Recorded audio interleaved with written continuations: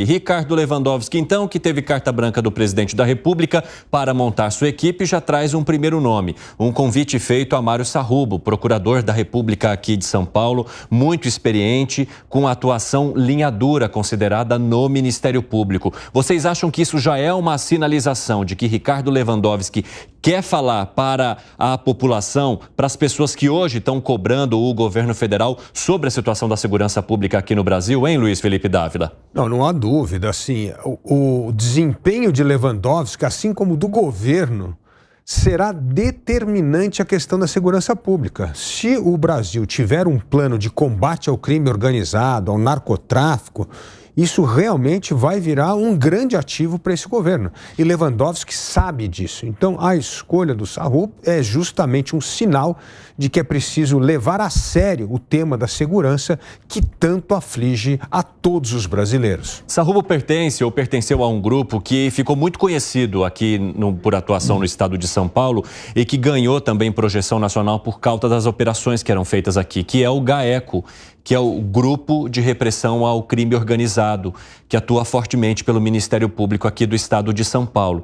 E é justamente nesse momento em que as organizações criminosas aumentam e ampliam a sua atuação no Brasil que vem esse nome de Mário Sarrubo como convidado do futuro ministro agora de Segurança Pública, Ricardo Lewandowski, para assumir a Secretaria Nacional de Segurança Pública. É um acerto, hein, Gustavo Segré? Eu acho ótimo, uma pessoa com mão dura para combater o crime. Agora, o curioso é que tem gente que critica essa nomeação precisamente porque a pessoa é mão dura. Quando estamos falando de segurança pública, combate ao narcotráfico, você não pode ir com abrasinhos e florzinhas. Você tem que combater mesmo. E uma reflexão, Evandro, em termos de pessoas que, de repente, fizeram uma boa gestão e que, em função de que o ministro sai, tradicionalmente, o novo ministro traz a equipe dele. Eu lembro, eu participei de um projeto dentro do Estado argentino em 2001. E um ministro me falou que o melhor é não fazer nada. Olha o curioso da questão. Por quê? Porque se você faz e erra, você sai. Se você não faz nada, é só esperar que tenha que sair o seu chefe, no caso o ministro. Porque aí você tem que acompanhar a saída desse ministro em função de que o novo ministro vai fazer a sua equipe. Então, olha que curioso que nesse tipo de gestão, a recomendação de pessoas que estão muito acima no nível de poder, recomenda não fazer nada para não errar e só esperar que saia o ministro. É lamentável, né? Em termos de a gestão que alguma pessoa convidada para fazer um trâmite pode fazer uma coisa boa. E, finalmente, o Lewandowski está vindo, me parece, para fazer uma coisa correta.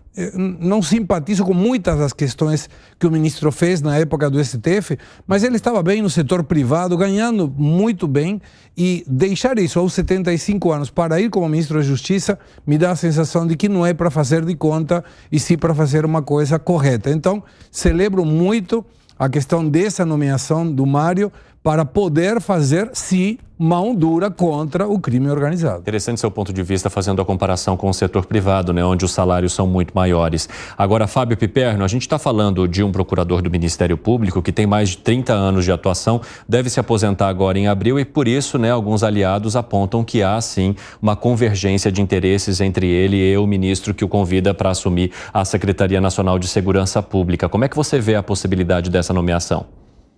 Eu vejo de uma forma muito promissora. E sobre isso que o Segré acabou de falar, sobre a atuação do ministro Lewandowski na iniciativa privada, eu me lembro que um mês atrás a gente debatia a possibilidade do nome dele ir ou não para o ministério, e eu achava que ele não iria exatamente por isso. Porque ele passou a ter grandes clientes aí na iniciativa privada, certamente ganhando muito dinheiro que ele jamais viu na vida, e ele abre mão disso provavelmente estimulado por uma missão.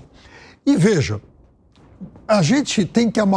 essas coisas não podem ser vistas isoladamente e muito menos o Ministério da Justiça se limitar a ações pontuais, que elas são importantes, porque muitas vezes elas representam uma reação emergencial, mas elas não podem se tornar a regra. Hoje, no Jornal da Manhã, a gente discutia uma entrevista da ministra dos Povos Indígenas sobre a ação que vai ser feita de novo lá em áreas... Sônia Guajajara. Exatamente. E ela disse o seguinte, olha, eu acho que isso vai demorar muito, não tem solução de curto prazo.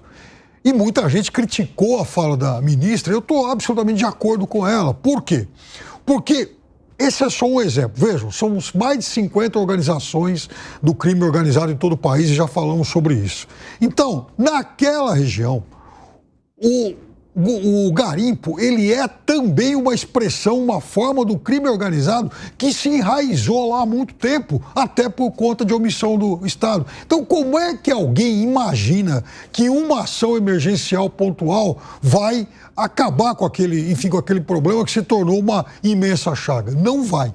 Então, quando alguém como o Mário Sarrubo é nomeado para um cargo, uma função tão importante como essa, eu só posso imaginar que eles estão visualizando ações de mais fôlego, ações de longa duração, ações que realmente fazem parte de um plano maior. Porque o Brasil não pode conviver com planos emergenciais para a segurança pública, como historicamente fez. E é por isso que eu critico todos os governos em relação a essa área, porque todo mundo agiu mal. O ponto é que o ministro Lewandowski, vai ter que blindar o Sarrubo para poder trabalhar em paz. Porque o maior ataque em cima do Sarrubo virá da militância petista. Essa é a turma que acha que esse negócio de se tratar criminoso com dureza é ruim, né? Porque não leva em consideração a questão social. Então, assim, é preciso saber que o ministro Lewandowski vai ter que blindar do fogo amigo o Sarrubo, porque é dali que virão as críticas. E aí eu concordo com o Piperno, que precisa ter uma visão de longo prazo, mas ser duro com visão de longo prazo e não dar resultado, essa pressão da militância em cima vai ser extraordinária, entendeu? É assim, parece que o governo está fazendo concessão à direita. É uma bobagem isso, porque o que a gente precisa é resolver a questão do crime organizado, que nem os governos de esquerda e nem de direita resolveram até agora.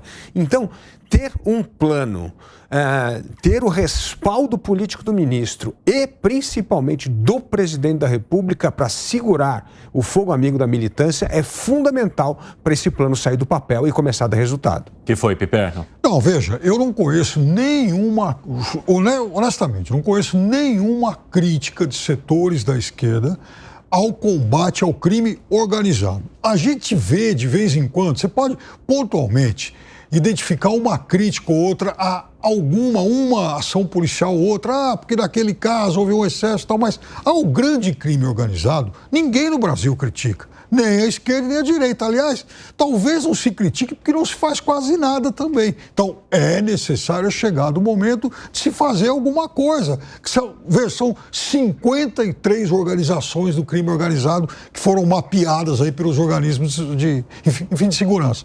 Qual dessas 53 é de fato combatida pelo Estado?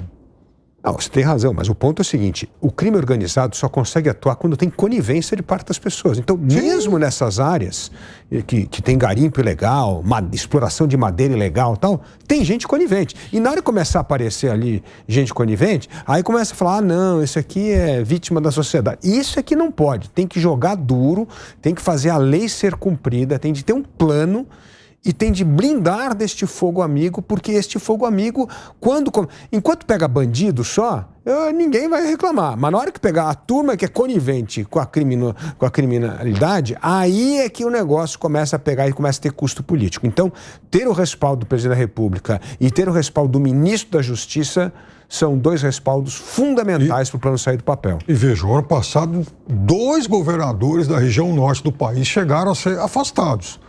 Até porque identificaram aí algumas práticas irregulares e tal, e alguma omissão nessas atividades. Então é isso que tem que continuar ocorrendo. Fala, Segré. O curioso, e vou pegar carona no comentário do Piperno, é que já foram mapeadas 53 organizações. Para que foram mapeadas se não é para combatê-las? Qual é o objetivo de... Não, já sabemos quem são os maus do filme. E aí? Vai fazer o quê? Só apenas para identificar quais são? É que se combate mal. Por exemplo, o PCC, todo mundo diz que combate. De vez em quando, alguns líderes, alguns chefões são de fato presos. Agora, como é que você vai, de fato, tirar uma organização como essa de circulação? Agora, tem uma questão interessante, até na forma como a comunicação é feita pela Secretaria de Segurança Pública nos últimos anos em vários locais aqui do país. Porque eu me lembro que há alguns anos, quando a gente entrevistava autoridades de segurança pública ali naquele quebra-queixo, muitas vezes em eventos que eles faziam, eles não mencionavam os nomes das facções criminosas. Eles falavam uma facção criminosa que atua dentro e fora dos presídios. Até nos nossos textos jornalísticos, a gente acabava usando a mesma expressão. Hoje em dia, as autoridades identificam o Comando Vermelho, o PCC, outras facções que atuam no norte do país. Quer dizer, cada vez mais elas estão reconhecidas, cada vez mais elas estão monitoradas. E aí? E por que não se faz nada exatamente para combatê-las se essas autoridades as conhecem tanto? Esse é o ponto importante e mostra como o crime organizado está tão enfranhado na sociedade. Porque nós precisamos ter aí, como eu disse, precisa ter Polícia Federal, polícias estaduais, tanto a civil quanto a militar, precisa ter Receita Federal, precisa ter COAF, precisa ter um exército de coisas por trás para poder desmantelar o crime. Porque não é só prender o chefe. Porque prende o chefe, no dia seguinte tem o número 2, está lá. E a organização continua a viver. Eles estão acostumados com isso. O ponto é que precisa de um plano nacional de desmantelamento dessas redes. E isso envolve outras áreas do governo que não é necessariamente a segurança pública, como eu mencionei aqui, pelo menos Receita Federal e COAF. Precisa ser duas ferramentas muito importantes num plano nacional de combate ao crime organizado. Se não sufocar a questão financeira do crime organizado, não se desmantela a rede. Começa a prender um ou outro e tem os seus substitutos e a coisa continua andando. E quando você deixa crescer essas organizações, basta olhar o Equador. Exatamente. O que acontece no Equador. Que, lembrando, quando foi feitas essas eleições, a grande maioria dos candidatos, e teve candidato assassinado, a grande maioria dos candidatos iam com chaleco, com colete antibala. E quando agora, na teoria, o Estado, aquele candidato, não cumpria com o que foi prometido para o crime organizado, eles entravam com ataques às instituições democráticas. Então, cuidado, porque pode estar crescendo uma organização que o dia de amanhã pode dar muita dor de cabeça para as autoridades.